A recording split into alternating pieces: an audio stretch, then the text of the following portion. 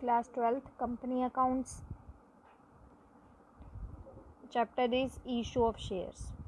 तो यहाँ पे इशू ऑफ शेयर्स में क्या है, यहाँ पे शेयर्स क्या होते हैं ये भी समझना है। तो हमने 11th क्लास में पढ़ा था सोल प्रोप्राइटरशिप, जहाँ पे एक इंडिविजुअल ओनर होता था। तो इनके अकाउंट कैसे मेंटेन करने हैं वो हमने 11th क्लास में देखा था। देन हमने देखा पार्टनरशिप, 12th क्लास में पार्टनरशिप, इनके अकाउंट्स कैसे मेंटेन किए जाएंगे वो भी हमने देखा। अब जो हम आ रहे हैं वो हम आ रहे हैं कंपनी के ऊपर। तो कंपनी के अकाउंट्स कैसे मेंटेन किए जाते हैं ये हमारा मेजर टॉपिक है, जो हम इन चैप्टर्स में इशू ऑफ शेयर्स में पढ़ेंगे। तो यहाँ पे क्या होता है, सोल प्रोप्राइटरशिप और पार्टनरशिप में जो कैपिटल होती है उसमें जो अमाउंट लगाया जाता है वो फिक्स्ड नहीं होता। आप टाइमली, जैसे कि आपने स्टार्टअप के लिए 2 लाख रुपीज़ लगाए, अब आगे आपको और ज़रूरत पड़ रही है तो आप और अमाउंट लगा सकते हैं, फिर आपने आगे जाकर ग्रोथ के लिए 4 लाख और लगा दिए। ऐसे ही पार्टनरशिप में आप देखते हो न्यू पार्टनर आता है, तो न्यू पार्टनर भी कुछ अमाउंट ऑफ कैपिटल लेकर आता है। तो उससे क्या होता है, जो हमारे बिजनेस की टोटल कैपिटल होती है वो हमारी इंक्रीज़ हो जाती है। लेकिन कंपनी में क्या होता है, कंपनी में मेमोरेंडम ऑफ एसोसिएशन होता है, ठीक है, एक डॉक्यूमेंट होता है। इस डॉक्यूमेंट के अंदर जो हमारी कैपिटल है, जो कंपनी में हम टोटल कैपिटल लगाएंगे, ऑथराइज्ड कैपिटल, वो हमारी लिखी होती है। यानी कि हम उस कंपनी में कितना कैपिटल अमाउंट इन्वेस्ट कर रहे हैं वो पहले से फिक्स्ड होता है। जैसे कि मान लो आप 1 करोड़ रुपए लगाओगे, तो इस मेमोरेंडम ऑफ एसोसिएशन में लिखा होता है कि आपकी जो कैपिटल है, टोटल कैपिटल कंपनी की 1 करोड़ है। तो यहाँ पे आप चेंजेस नहीं कर सकते। लेकिन अगर आगे जाके आपको चेंजेस करने भी हैं तो एक आर्टिकल में आपको जाना पड़ता है और उस आर्टिकल से परमिशन लेकर मेमोरेंडम ऑफ एसोसिएशन में चेंजेस किए जाते हैं, और देन आप फिर अपनी ऑथराइज्ड कैपिटल को इंक्रीज़ कर सकते हैं। तो मतलब एक तरीके से कंपनी अकाउंट में मेमोरेंडम ऑफ एसोसिएशन में ऑथराइज्ड कैपिटल बिजनेस को चलाने के लिए कितनी कैपिटल लगेगी वो पहले से ही लिखी होती है। और अगर चेंजेस करने हैं तो कुछ कंपनी लॉ के अकॉर्डिंग चेंजेस किए जाते हैं, आर्टिकल में चेंजेस किए जाते हैं, फिर उसका ऑथराइज्ड कैपिटल बढ़ाया जाता है, जिसके लिए अलग से चार्जेस लगते हैं। तो यहाँ पे अगर हम देख लें तो यहाँ पे कंपनी है, कंपनी में अगर बिज़नेस हम स्टार्ट कर रहे हैं तो एंट्री क्या होगी वो हम देख रहे हैं सबसे पहले। तो देखो, सोल प्रोप्राइटरशिप में अगर हम बिज़नेस स्टार्ट कर देते तो हम क्या कर देते, bank account debited to capital account, या cash account debited to capital account. Partnership में क्या करते थे, यही सेम, बैंक या cash account debited to capital account. तो अब कंपनी में ये ना होकर थोड़ा सा अलग होता है। पहली बात तो कंपनी में बैंक ही आता है, कैश नहीं आता कभी भी, क्योंकि कंपनी का जो एक लॉ है, लॉ हमारा ये कहता है कि आप कोई भी ट्रीटमेंट जो है वो कैश में नहीं करेंगे, आप बैंक से ही पेमेंट करेंगे। जैसे कि सीए का एडमिशन फॉर्म है, वो एडमिशन फॉर्म के लिए आपको जो फ़ीस भरनी होती है वो आपको क्या डीडी से भरनी पड़ती है, डिमांड ड्राफ्ट, जो कि बैंक से बनाया जाता है। आप कहो कि हम कैश से पेमेंट कर देते तो वैसा नहीं होता, या तो आप ऑनलाइन पेमेंट करें या डिमांड ड्राफ्ट बनवाकर उससे पेमेंट करें, क्योंकि इसमें फ़्रॉड की जो चांसेस होते हैं वो बहुत कम होते हैं। तो कंपनी में भी ये होता है कि कैश से ट्रांजैक्शन आप नहीं कर सकते, आप बैंक से ही जितने ट्रांजैक्शन है वो करते हैं। अब यहाँ पे बात हम करते हैं कि कंपनी जब स्टार्टअप की जाती है तो किस तरीके से एंट्रीज़ की जाती है। अब यहाँ पे देखो, कंपनी क्या होती है, जितनी भी उसकी कैपिटल है, जैसे कि हमने कहा 1 करोड़ रुपए उसकी कैपिटल है, टोटल उसके इतनी कैपिटल है 1 करोड़ रुपए, वो क्या करता है, इनको टुकड़ों में बांट देता है, और उन टुकड़ों का नाम होता है शेयर्स। जैसे कि उसने 1 करोड़ कैपिटल को शेयर्स में बांट दिया, टोटल उसके शेयर्स जो हैं वो हैं 10 लाख शेयर्स। 1 करोड़ शेयर्स को, 1 करोड़ रुपए को 10 लाख शेयर में बांट दिया, और एक शेयर की वैल्यू है 10 रुपये। एक शेयर 10 रुपये का है तो 10 लाख शेयर कितने के होंगे? दोबारा से 1 करोड़। तो आपको कह दे कि आप निकालिए, आपके पास टोटल शेयर दे रखे हैं कि कंपनी के टोटल शेयर कितने हैं, और आपको एक शेयर का अमाउंट भी दे रखा है, तो आपको कहेंगे कि टोटल कैपिटल लगाओ कितनी है कैपिटल कंपनी की। तो आप क्या करेंगे, जितने भी शेयर हैं उनको एक शेयर की वैल्यू से मल्टीप्लाई कर देंगे।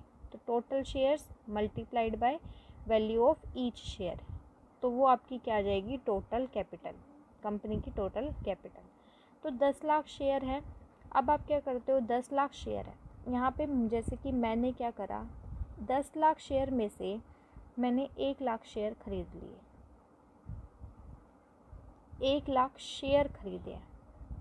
पैसे कितने दूंगी मैं, एक शेयर 10 रुपये का है तो 1 लाख शेयर कितने के हो जाएंगे, 10 लाख के। यानी कि 1 लाख शेयर खरीदने के लिए मुझे 10 लाख रुपए देने पड़ रहे हैं। तो इस हिसाब से मैं 10% की मालिक हो गई कंपनी में। अब वही कोई और आया, उसने 2 लाख शेयर खरीद लिए, तो देखो वो मुझसे ज़्यादा शेयर खरीद रहा है, तो मालिक भी मेरे से ज़्यादा बड़ा होगा।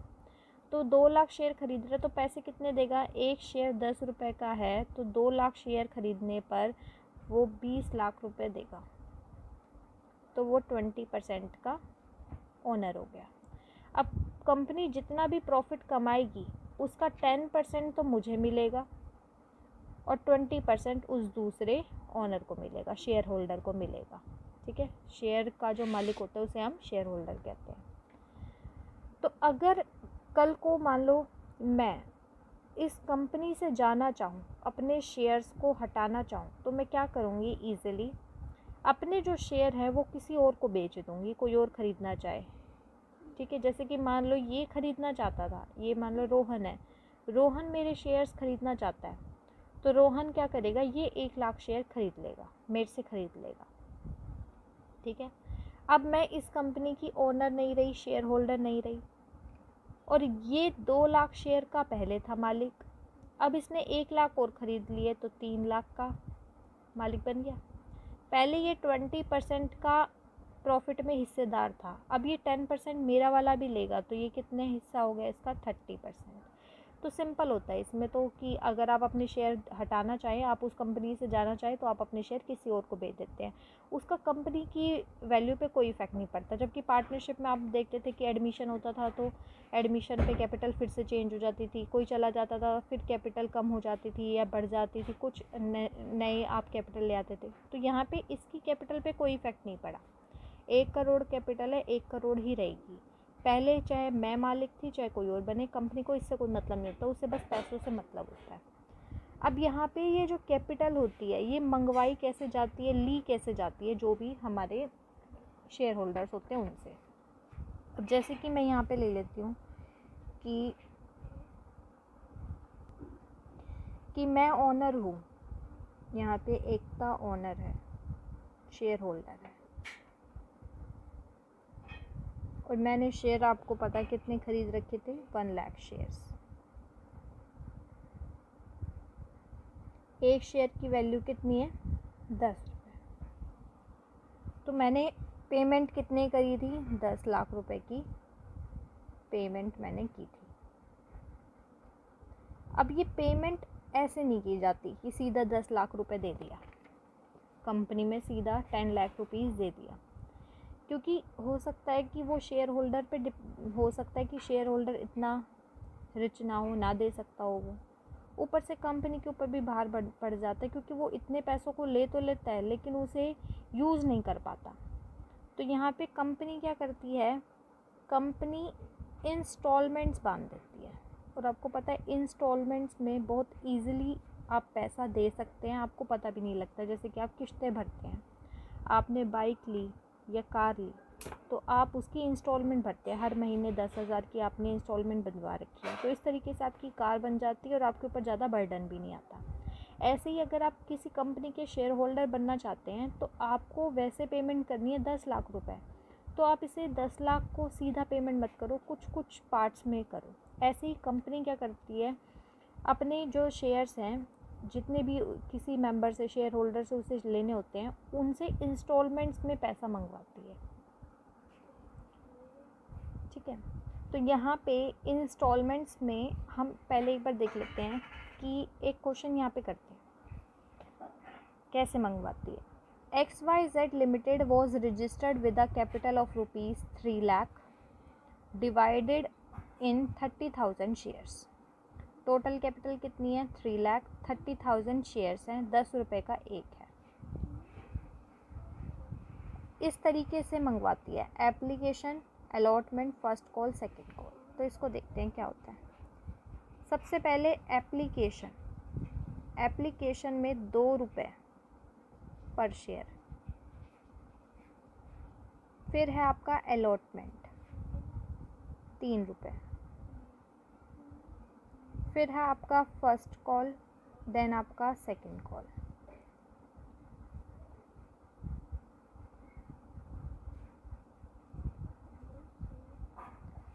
तो सबसे पहले देखो, यहाँ पे जिसने भी शेयर्स खरीदे उसने 30,000 शेयर खरीदे।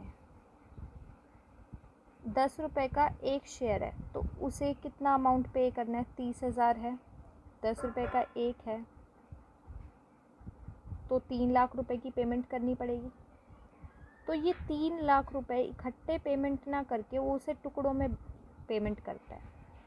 पहले 2 रुपये देता है एक शेयर का, फिर 3 रुपये, फिर 2 रुपये, फिर 3 रुपये, टोटल करके हो गए 10 रुपये। देने तो 10 रुपये ही हैं, कह रहे ना, एक शेयर जो है वो 10 रुपये का है। तो वही यहाँ पे करता है, एप्लीकेशन के पहले वो 2 रुपये देता है। अब ये एप्लीकेशन क्या होती है? तो कंपनी जब स्टार्टअप होती है तो आप उस कंपनी में अगर आप शेयर होल्डर बनना चाहते हैं तो उसके लिए आप सबसे पहले अप्लाई करते हैं।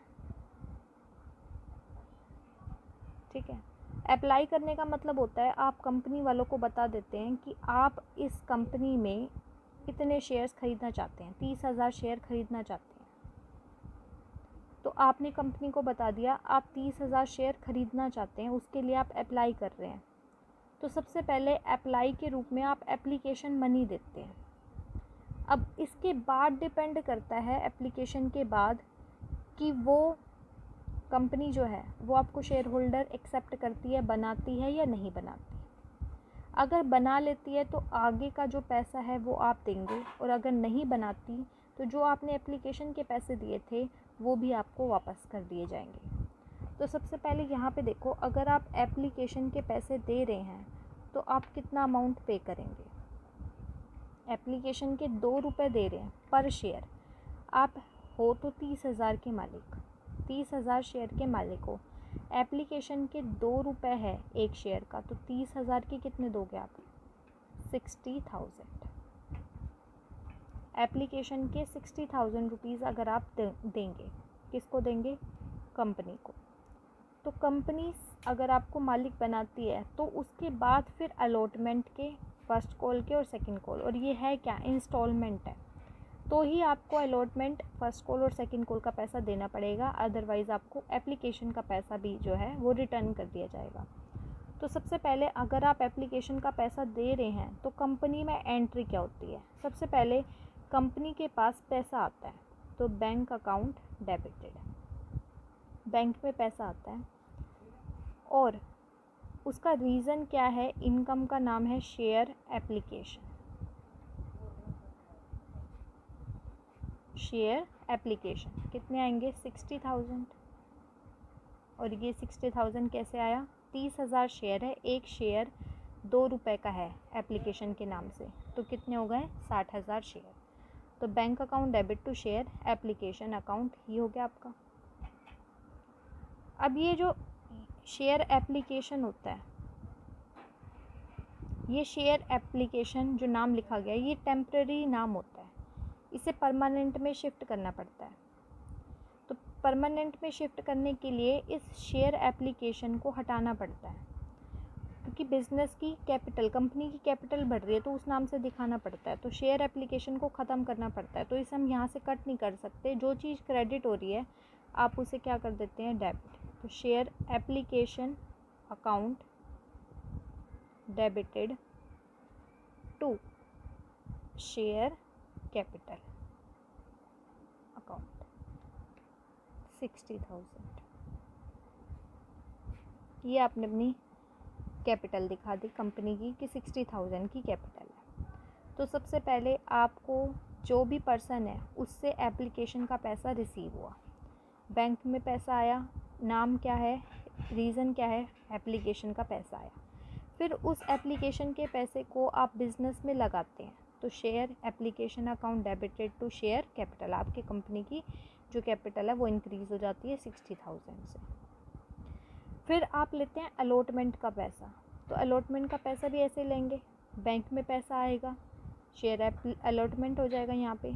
अगर आप कंपनी एक्सेप्ट करती है कि आप इसके शेयर होल्डर बन सकते हैं, तो आगे आपको देना पड़ता है अलॉटमेंट का पैसा। तो अलॉटमेंट का पैसा लेने के लिए एक चेंज किया जाता है।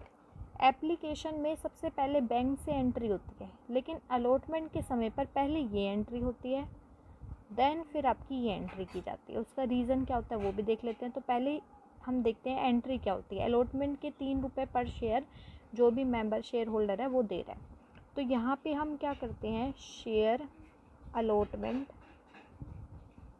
Account debited to share capital. पहले हमने बैंक से स्टार्टिंग की थी, लेकिन अलॉटमेंट के समय पर पहले सेकंड एंट्री की जाती है, देन फिर हम ये वाली एंट्री करते हैं। तो 3 रुपये पर शेयर है, 30,000 के मालिक हो, एक शेयर 3 का है, तो ये आपका हो गया 90,000 का, 90,000 रुपीज़ अलॉटमेंट के रूप में दिए। फिर हम बैंक में इसे ट्रांसफ़र करते हैं, bank account debited to share allotment 90,000। फिर हम करवाते हैं फ़र्स्ट कॉल। फ़र्स्ट कॉल पे हम पैसा मंगवाते हैं 2 रुपये का। First call, second call, third call, fourth call, final call, कितनी भी कॉल करना चाहें आप कर सकते हैं। ये कंपनी पे डिपेंड करता है कि कितनी इंस्टॉलमेंट में मंगवाना चाहता है। फिर आप कर रहे हैं फ़र्स्ट कॉल पे पैसा मंगवा रहे हैं, तो थर्ड एंट्री क्या हो जाएगी, इसमें भी पहले हम क्या करेंगे, share first call account debited to share capital account. 2 रुपये है तो ये कितना हो जाएगा, 60,000। फिर इसे बैंक में डलवा देंगे, bank account debited to share first call.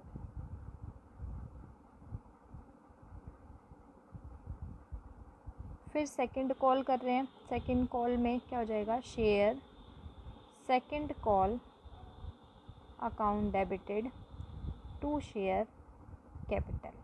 Capital आती जा रही है आपकी, first call, second call, third call, इस तरीके से आपकी कैपिटल आ रही है। 3 है तो 3 के हिसाब से आपका हो गया 90,000।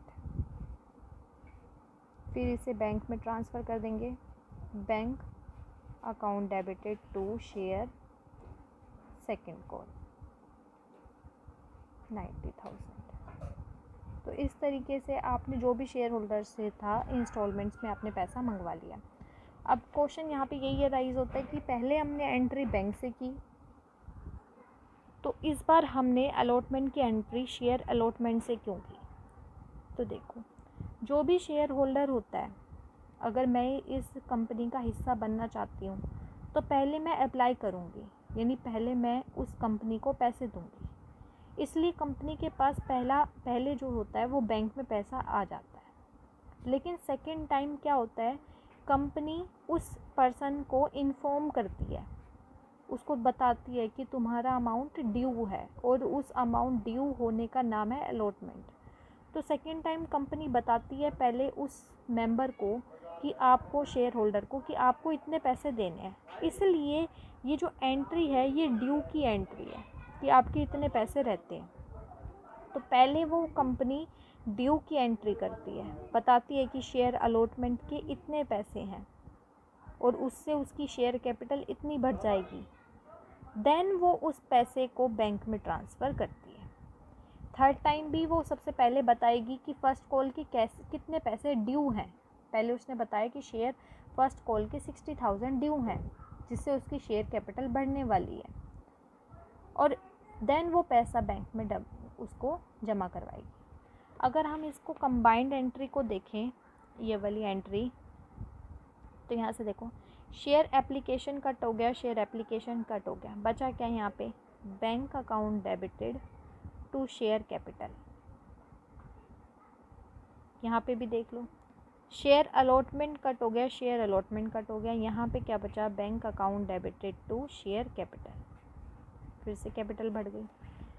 यहाँ से भी हमारा फर्स्ट कॉल कट हो गया, bank account debited to share capital, फिर कैपिटल बढ़ गई।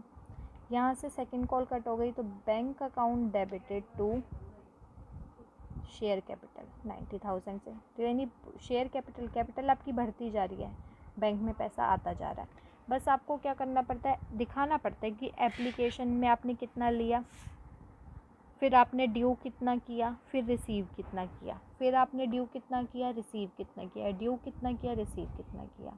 तो इस तरीके से इंस्टॉलमेंट्स में किया जाता है। और एंड में आप देखोगे जो भी आपकी सेकंड कॉल है, सेकंड कॉल के बाद और कोई कॉल नहीं है, तो इसे हम फाइनल कॉल भी कह सकते हैं।